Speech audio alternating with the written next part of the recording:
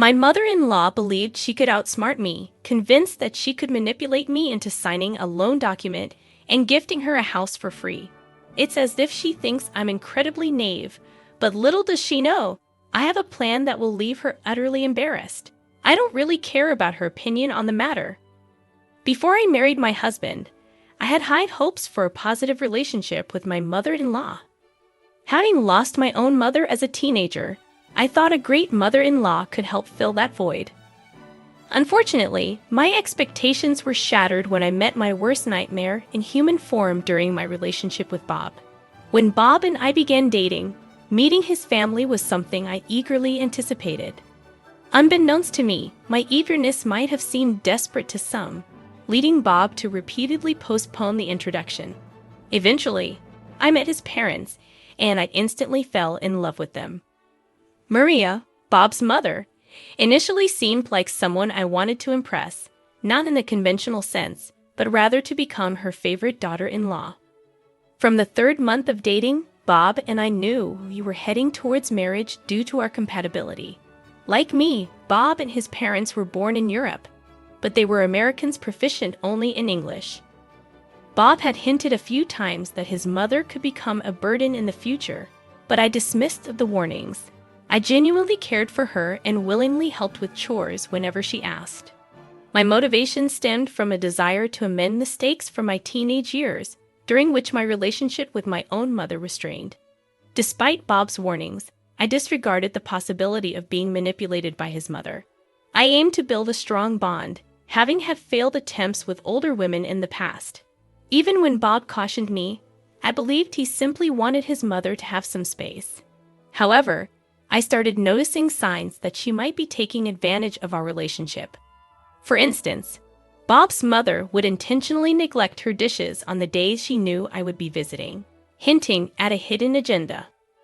Upon my arrival, I willingly took on the responsibility of doing the dishes and tidying up her chaotic kitchen. The same applied to grocery shopping. Adding to the complexity, Maria was disabled and relied on a limited disability check. Despite its inadequacy, she would frequently call me to borrow money. My inability to say no, coupled with my fear of being perceived as a bad person, led me to comply. Over the 2 years of Bob and I dating, my relationship with his mother flourished. Even when I sensed that she was taking advantage of me, I hesitated to stop my actions. The constant borrowing, whether it was $50 or $100, didn't bother me because I wanted Maria to be content. She had come to view me as her own, and I guess she exploited that connection. Deep down, every smile I elicited from Maria made me feel like I was rectifying the mistakes of my troubled teenage years. As a teenager, I unknowingly caused my single-parent mother a lot of distress. It wasn't until I grew older and she passed away that I understood the gravity of my actions. Despite her efforts, I constantly compared her to others and eventually ran away from home. I didn't return until her demise, leaving her with a skewed perception of her motherhood.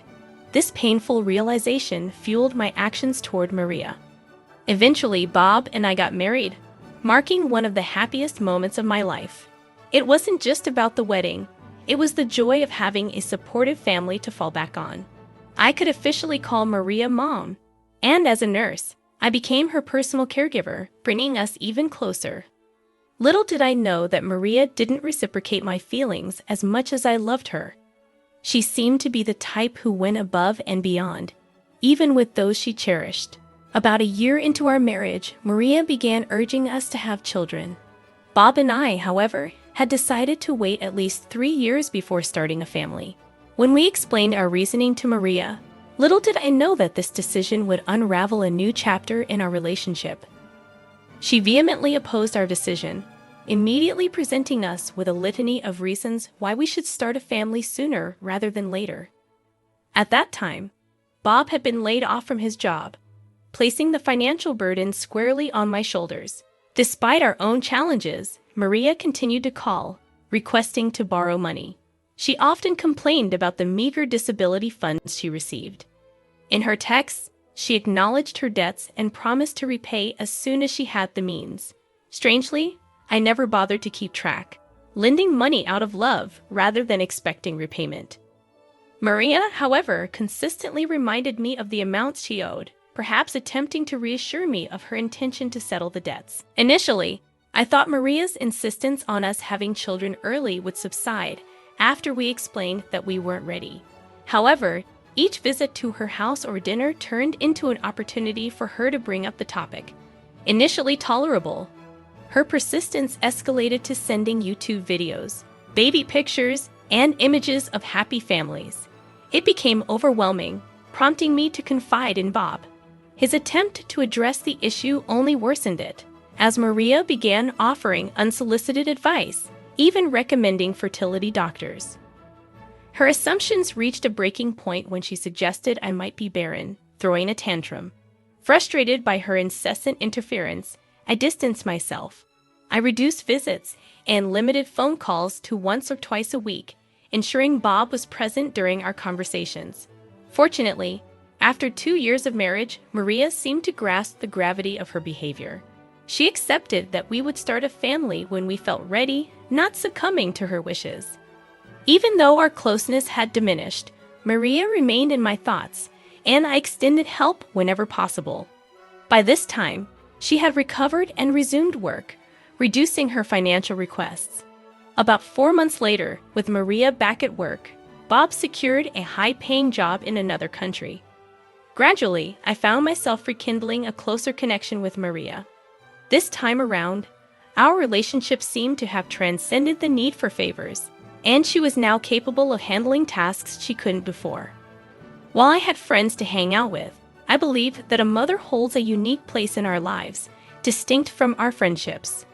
Thinking that Maria no longer required my assistance, I was blindsided when I discovered her attempt to deceive me into signing her home loan papers. For weeks, she had been discussing a purchase, leading me to trust her without confirming the details. Initially, she mentioned needing my signature for a car, but one day, I stumbled upon a message on her phone that revealed the truth. The papers were not for a car, but for a home loan. Enraged, I contemplated confronting her immediately but feared the hurtful words that might ensue. Instead, I kept silent and left after she returned with snacks. Back at my apartment, I pondered ways to outsmart Maria and eventually devised a plan. I created a document in our country's native language, knowing she was proficient only in English and wouldn't understand its content. When Maria called, stating she had obtained the papers for the dealer and inviting me to sign them, I seized the opportunity. Carrying the bogus document, I requested a copy in my native language. Maria, unsuspecting, agreed. I left her house, claiming I needed to print the subtitled document, and returned minutes later with the fabricated paper I had prepared the previous night. Upon my return, I convinced Maria that we should both sign this document instead of the original home loan papers. Obligingly, she agreed. Rushing off to work in the afternoon, I promised to drop by later in the evening. When I returned to Maria's house that night, I anticipated her realization of the ruse, expecting her to send the papers back to the company. To my astonishment, her reaction was quite unexpected.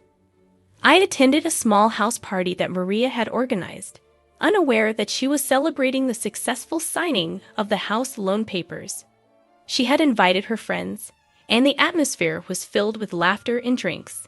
Little did I know, everyone in the room, except my father-in-law, was privy to Maria's deceptive act. Upon entering the house, I sensed that Maria wasn't thrilled to see me. Her attention was solely on her guests. To add insult to injury, they openly discussed the loan in my presence. Realizing the situation, I decided to play ignorant. I inquired about the loan paper Maria mentioned, and she burst into laughter, even mockingly calling me a poor thing. She reveled in her successful trickery, claiming she duped me into signing her home loan papers under the guise of getting a new car. I allowed her to revel in her moment of triumph for a brief moment before revealing that I was well aware of her deception. Even if I hadn't known Maria's intention, I would have figured it out the day I signed. After all, everything on the document was plainly written in English. I couldn't help but wonder how she planned to get my signature without me reading the document first. Opting for a more dignified response, I remained calm despite her attempts to provoke a reaction. To spoil her celebratory mood, I challenged Maria to translate a line from the document she held. Initially hesitant, she complied after sensing my determination. The first line revealed my awareness. I am attempting to deceive my daughter-in-law, but I've been busted because she already knows. As she read out the damning line, Maria's eyes widened in anger. Without wasting time, she erupted into a tirade, hurling insults and regretting her son's marriage to me. Her hurtful words cut deep, and I couldn't stand being humiliated in front of the guests. I fired back, asserting my innocence and refusing to be blamed for her deceptive actions. I harbored no regrets for exposing the truth, considering it a necessary lesson for Maria. Maria understood that convincing me to sign her home loan papers would be a challenge. Resorting to deception, she tricked me into signing them, thinking it was a clever move on her part. Unfortunately, this maneuver led to significant tension between Bob and me. Maria, likely playing the victim, must have informed Bob that I insulted and humiliated her in front of her friends. It has been a week, and Bob refuses to answer my calls or respond to messages. The frustrating part is that he hasn't heard my side of the story, and despite repeated attempts, all my calls go straight to voicemail. He was supposed to return home last weekend, but he hasn't, and there's been no communication. Despite feeling regretful about the strange situation with Bob, I stand by my decision not to regret exposing Maria's deception. The question I have is whether I am in the wrong for outsmarting Maria and responding assertively to her actions. Despite her being my mother-in-law and an elder, I couldn't let her manipulate the situation. I'm eager to hear your comments. Update number 1. I appreciate the comments on my original post. It hasn't been easy since last week when Bob returned home with an attitude. Despite my attempts to explain everything, he insists that it was wrong of me to humiliate his mother. He seems to overlook the fact that his mom tried to deceive me into signing her home loan papers. Bob is so angry that he believes I should have called him when I discovered Maria's intentions. I haven't spoken to or visited Maria since then, still shocked at how she treated me despite all I did for her. The most frustrating part is that Bob is now threatening divorce if I don't apologize to Maria. In a heated argument 2 days ago, he left the house in the morning with some belongings. Later that evening, I discovered he was at his mother's house with a woman from his past, boldly posting pictures on Facebook. They appeared to be enjoying themselves while I dealt with loneliness. I expected Bob to understand the situation from my perspective and acknowledge his mother's wrongdoing. He hasn't spoken to her or condemned her actions, and for 2 days, Bob has been elusive since expressing that he'd rather lose me than let a woman jeopardize his relationship with his parents. It's painful to hear Bob now perceive me as a homewrecker, especially when he knows the genuine reasons behind my compassionate treatment of his mother. I had confided in him about my past with my own mom, and he used that vulnerability against me, hurling insults and uttering things I never expected from him. Even if I were to apologize to Maria for exposing her deceit, the dynamics between us can never return to how they used to be. I can't envision myself getting along with her or any of Bob's family members ever again. While those who know me often describe me as kind and soft, I'm contemplating a change. I don't want to be perceived as the soft, weak jade any longer, but the dilemma lies in whether being rude to Maria is reason enough for Bob to consider divorce. I love Bob deeply and don't want to lose him. Please advise me on what course of action I should take. Although Bob sounded serious, part of me wonders if he's bluffing, or is this an ominous sign of something worse? Update number 2. Following some suggestions to talk to Bob, I decided to confront him at his mother's house. To my surprise, Lisa, Bob's ex-girlfriend, was there with him and his parents, evident from their laughter within. Bob was furious at my unexpected appearance, asserting that I was no longer welcome there. In an attempt to salvage our relationship, he demanded that I apologize to his mother. Desperate to make things work and missing Bob immensely, I reluctantly apologized to Maria. However, It wasn't heartfelt, and Maria insisted on writing an apology for me to read. To my shock, the apology Maria penned contained demeaning content, prompting an immediate change of heart. I walked out of the house, and Maria, Bob, and Lisa laughed as I left. Betrayed and hurt, I texted Bob about my readiness for divorce and contacted a divorce lawyer. Instead of begging or clarifying, Bob's response was a simple okay. Before meeting Maria, Bob had mentioned that Maria held affection for Lisa, but they had ended things because he felt Lisa wasn't the one for him. Reflecting on my actions, I realized how foolish I had been. Despite suspicions, I had often dismissed the thought of Bob cheating on me. He always took calls from his parents in my presence, but for other calls, he would excuse himself to answer outside. In hindsight, there were signs of a possible affair, but I had brushed them aside, not wanting to succumb to baseless assumptions that could ruin a marriage.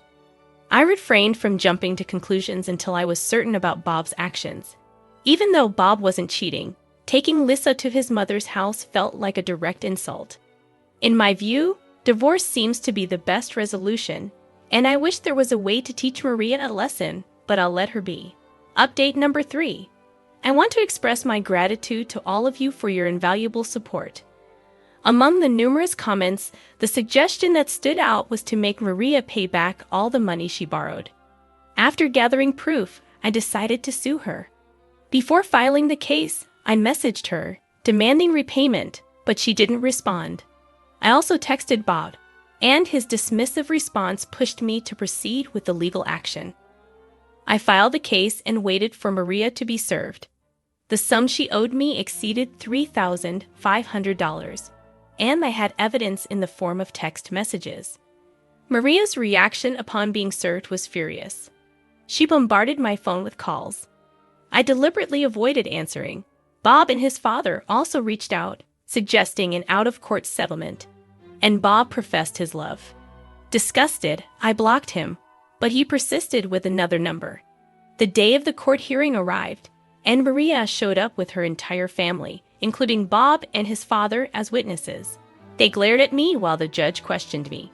I explained myself, but to my surprise, Maria denied borrowing any money and even claimed she used to borrow from Bob, not me. I presented the printed messages to the judge, but Maria laughed, dismissing them as potentially forged. Fortunately, the detailed content of the messages, mentioning disability amounts and other specifics, convinced the judge. The court ruled in my favor, ordering Maria to repay the $3,750. This experience has taught me not to love someone more than they love me. I'm relieved to have my money back and can start anew. Dragging Maria to court was a satisfying experience.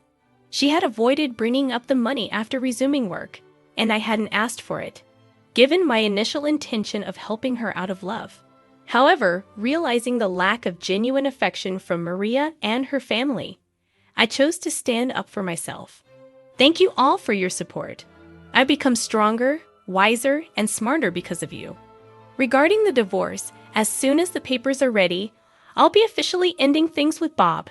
You guys are the best, and I'm grateful for the recovery of nearly $4,000.